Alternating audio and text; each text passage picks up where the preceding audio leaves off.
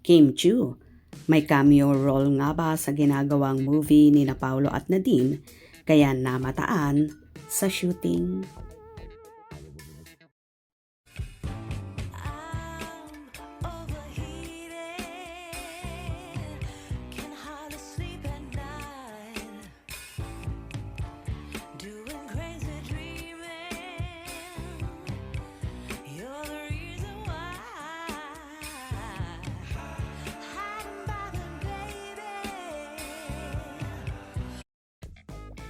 Usap-usapan nga ngayon sa online world ang balitang kumakalat na kaya daw nag-appear at namataan ang Queen of the Dance Floor na si Kim Chiu sa shooting ng ginagawang movie ni na Paolo Avellino at Nadine Lustre dahil may cameo role daw ang dalaga sa nasabing pelikula.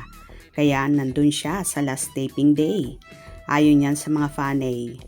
Nagbahagi kasi si Kimi sa kanyang Instagram ng video kung saan may nakalagay na night flight, #turista at hello birth month ang isa pang naging caption niya. Makikita sa video na mag-isa lang siyang nag-flight at ito nga ang sinasabi ng mga fanay na patungo ang dalaga sa Paris kung saan pinasunod nga daw ng nobyong si Paolo.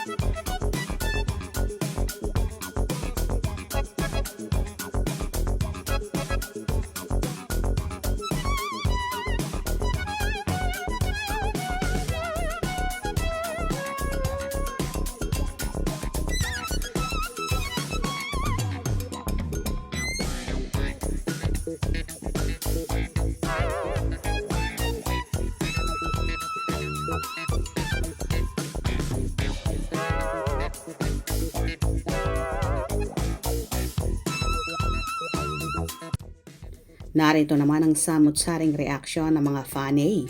Ito siguro yung flight niya papuntang France para sundan si Paolo Avellino. Ay, yun nga din ang feeling ko. Solo flight talaga siya, palis pa lang yan dyan. Same rin ang feeling ko, papunta pa lang siguro siya. Yes, yan din ang nasa isip ko. Ha ha ha ha, akala niya malilin lang niya tayo. Sanay na style nilang dalawa. Ha ha ha ha. Sinong kumukuha ng picture kay Kimi hawak ang cellphone niya. Super ganda mo, Kimi, no makeup. Mukhang paalis pa lang siya. Halatang wala siyang kasama. Late upload lang niya. Wonderful pictures, our idol. Miss ka na namin.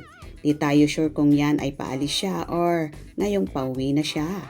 Nakalagay night flight at solo. Dalawa kasing naka-indicate dyan na flight, so tama ang sabi ng isa.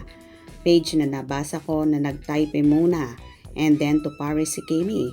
So hindi yan pauwi, papunta pa lang. Pag umuwi yan, mag-niningya na naman yan kasi magkasama na yung dalawa. Galawang Kimpao. Tama ka po.